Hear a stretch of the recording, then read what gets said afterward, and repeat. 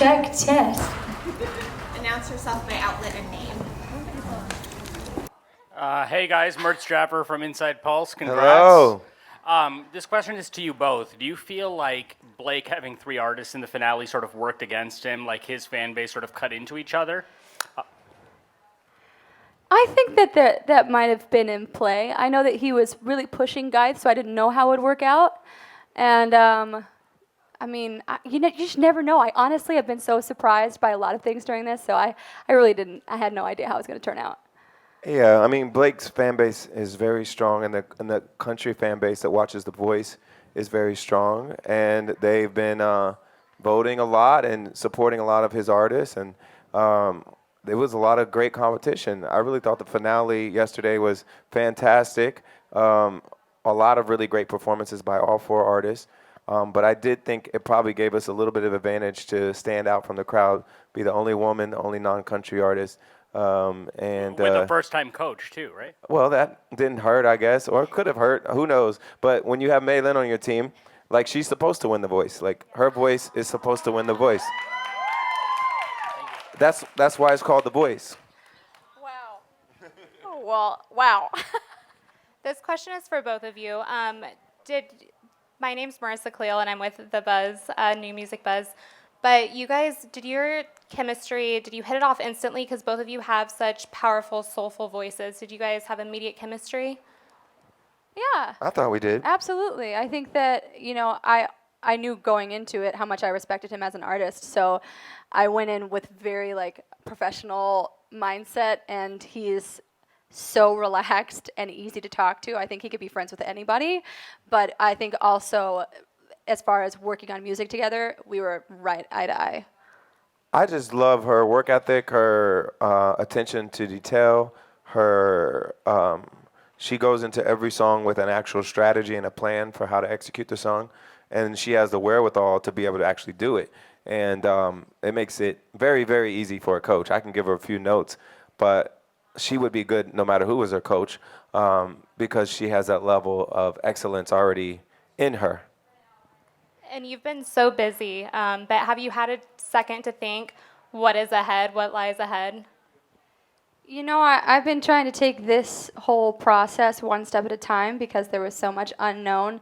All I know is that I am going to work very hard, and I'm ready to hit the ground running. So whatever it is, I'm ready for it, and I want to release music, and I want to tour, and I know that's in the cards. How it's going to play out, I'm not sure, but I'm okay with that too. I'm ready to kind of go with the flow. I just can't believe she was just singing in small bars in New York very recently with that voice. I mean, she needs to be heard by a lot more people. Hi, Maelyn. I'm Jessica Searles with So Delicious TV. Hi. Hi. First, congratulations. Thank you. Secondly, I was wondering what you would say to other people who have a similar hearing impairment as you. I find it to be very motivational and inspiring, and I was wondering what you would say to young men and women who are suffering from your challenge. Absolutely. I grew up with very supportive parents, and that I was very lucky to have that. It was never considered a disability. So I always viewed it as, okay, so I have this, and how do I work around it, or how do I use it to my advantage? So at the end of the day, it's all about your mindset and accepting it and embracing it. Do you think it's helped you in some way? Oddly enough, there have been times when it has helped me, and I go off of, sometimes when I can't hear myself, I go off of feeling. And there were times when I couldn't hear anything because I had never used in-ears before, and that was very difficult for me, and getting used to that and having the crowd be so loud. And so I went based off of feeling and finding my pitch based off of that. So in the end, I think it ended up being an advantage sometimes. You're amazing, Maelyn. Thank you. Thank you so much. Hi, I'm Emily with Us Weekly. Congratulations. Hello, so thank exciting. you. I was just wondering if you spend a lot of time with John and his family, and then John, what do your kids think of the show, and do they watch it? Do they even know you're famous? All that stuff. I have not met his family yet. I got to work on that. When are you leaving town? Because we got to have a hangout session. Yeah. We'll have your family come over and hang with our family. That's on camera. You all have that. Yes. We'll do it. We'll make sure it happens. Chrissy's very excited. She had me texting her because, we're on the West Coast and we don't get to see it live on television. And she was asking me, when do they announce? When do they announce? And then I was like, Maelyn and Guy are the only ones left. And she's like, come on, this is killing me. This is our WhatsApp exchange. And finally, I was able to tell her we won. She's very excited. Oh. Hi, I'm Elisa with Country Living here. Hello. Hi, congratulations. Question for both of you. Maelyn, we'll start with you. What advantages and disadvantages did you think you had with John, considering it was his first season? I think it was nothing but advantages for me. I know that he was fresh to it and that he'd be excited, and he absolutely was. And he has so much knowledge, and he's a storyteller, and I so connected with him before I even got on the show, and I knew that I wanted to work with him. And I think the advantages were that he knew how to pick songs for me, and he knew, once he heard my voice, he knew what would work, and sometimes suggested things that I wouldn't have done, and then they ended up being moments for me. And it's because he has that knowledge. And he said I could have, done well with any coach, but the truth is, those song choices are everything. So, yeah. Thank you. And then John, how was coaching on The Voice different than you thought it would be? Right here. Oh, it was right there. Same person. Okay. Still me. Well, there were some elements that I expected, but I didn't expect to have my heart broken so much too, because you start working with people and they're gone very quickly. Like very early in the show, you start losing people that you were excited to work with. And so I think that's probably the hardest part. And then there was a new element this year with the cross battles, and I think that threw all the coaches because no one had done it before. And that was difficult too, because we put the selection process into the hands of the fans even earlier than we've normally done it, and so everyone was a little thrown off by that. So yeah, it's heartbreaking when you lose people that you invest a lot of time into, and you see how heartbreaking it is for them. It's even obviously it's worse for them than it is for us, but it's hard to go through that process and feel the agony of going home for so many people. And that's probably the thing I was least prepared for. I was excited about mentoring new artists. I was excited about helping them be the best versions of themselves that they could be. And I've grown up doing that because I was a choir director from a very young age. I've been a musician and worked with other vocalists for a very long time.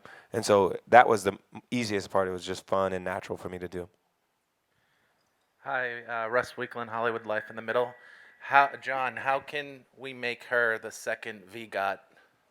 Well, I don't know if she wants to do all the other letters, but I definitely think she can win some Grammys. I mean, a voice like that is very special, and it's not just special for a singing competition. It's special, period. It's special for any kind of vocalist. I mean, she was up there with me. She was up there with Sarah McLachlan, and you couldn't tell one had Grammys and one didn't. It sounded like, all of us deserve to have Grammys. So if that's the case, I feel like she can hang with all of us. And now it's just about finding the right material and making great records, and then going out there and showing people what she can do. She has an extremely rare voice, and I think she touched a lot of people's hearts through this season, and she has the ability to do that again. Hi, Anna from Access. Maelyn, you spoke about giving up on singing. What was the moment, what was the turning point for you that brought you back? It was never gonna be giving up on singing necessarily. It was giving up on the lifestyle of New York and that kind of hustle. But I think a turning point for me was I had written a new song and went in and recorded it, and I hadn't done that in a very long time. And when you don't do something for a very long time, you forget why you loved it. And then I went in and was reminded. And so that for me was that moment. And I was like, oh, this is what I love to do, and there's a reason that I'm doing this. Hi, Jennifer from Muse TV. Hello, congratulations. Thank you. Last night when you sang Hallelujah, I can't even speak right now. It was so beautiful and so powerful. Thank you. I felt that cinched it. I'm like, oh, you're winning. But I was just curious how you guys came to pick that song and if you had a favorite version of it, because there's been so many wonderful renditions of it. Well, every time for the last few rounds, after I knew she had advanced, I would do calls with her just to go over song ideas. And we would have the person that's in charge of going out and getting the licenses on the phone just to make sure we could actually pull it off, the request that we had. And I said, I know a lot of people have covered Hallelujah, but I feel like Maelyn is qualified to join that pantheon of artists who have sung the song. And I said, is it okay if we try to do Hallelujah? Because I've heard a billion versions of it, and I know that might be taboo to try to do something like that. But I just felt like if anybody can do it right, it's Maelyn. And did she do it right? I mean, it was one of my favorite versions I've ever heard. And I told her when we were rehearsing, I said it's going to be the most streamed song of the finale.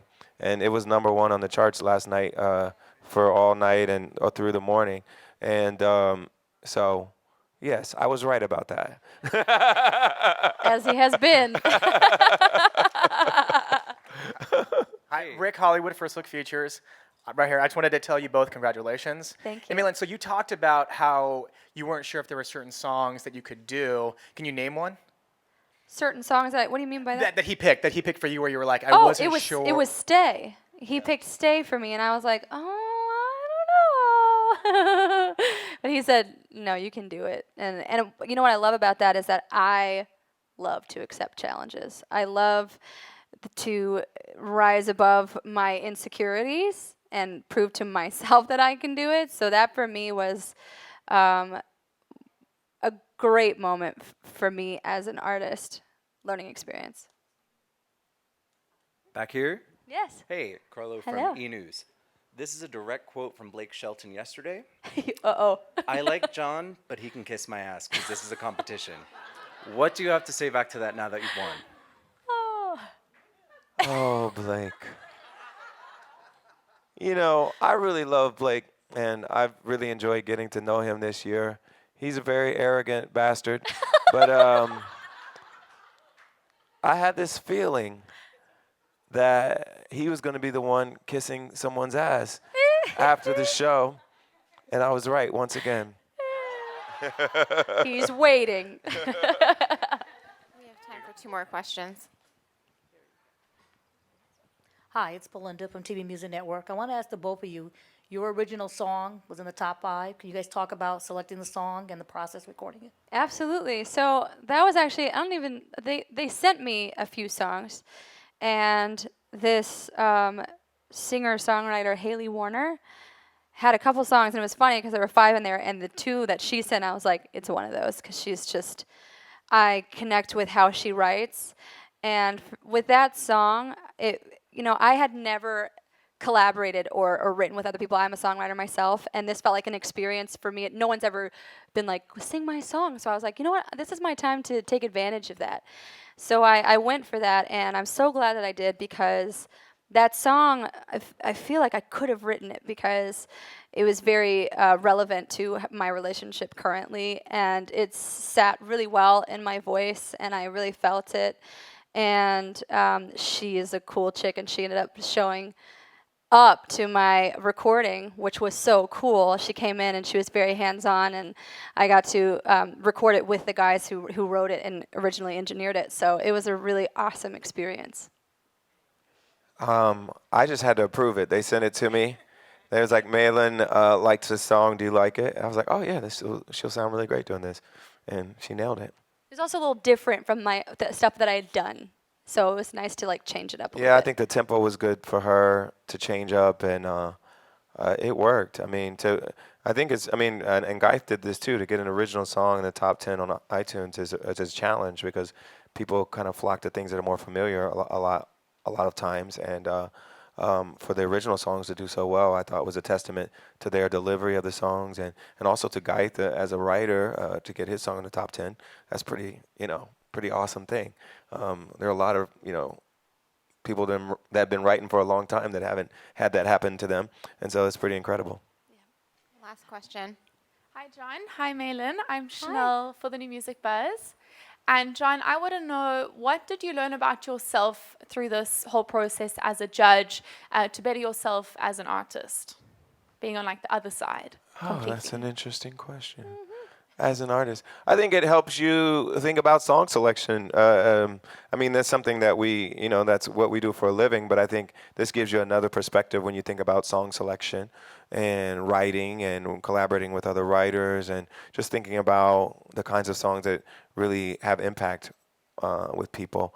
I think it helps you kind of put that in perspective, and you see it from a lot of different approaches and different genres that may not be in your normal wheelhouse. So I think it's a instructive experience in that way. Thanks, everyone, and congrats again, Maelyn. Thank you, so everybody. Much. Thank you. Yay, Maelyn!